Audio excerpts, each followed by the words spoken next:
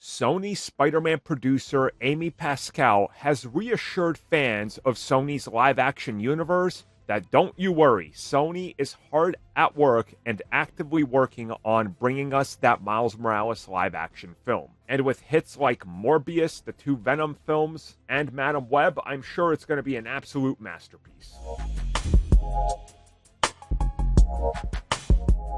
So yeah, this comes at us directly from Amy Pascal, who of course has been a long-time Spider-Man producer going all the way back to the Sam Raimi films, being attached to the Amazing Spider-Man reboot, producer on the MCU stuff, and more so producer on everything standalone Spider-Man Sony. It's her and Avi Arad doing all these radically interesting things, put it kindly.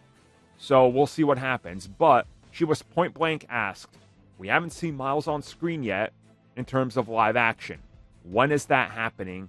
And when can we expect it? Is there any other news? She said it's going to happen, but they got to wrap up the animated Spider-Verse, and then they're putting their focus on Miles Morales in live action. So it sounds like after Beyond the Spider-Verse is when they're going to actively start working on it. As they've teased multiple times, his story is done with that trilogy, and then they're going to move on. I'm going to wager a bet that this is within 5 years. I think it's real close by. I think it's a lot closer than a lot of people think. And I honestly think that once they start wrapping up everything on Beyond the Spider-Verse and we're in that whole marketing angle of it, you're going to start hearing the first official news about Miles Morales. Because they're going to want to maintain momentum and not separate them by too many years in between, especially with all the goodwill that they're getting off the Miles films. You know, you want to go, hey, remember when we did animation, we won all those awards and you all love them? It's been 3 years.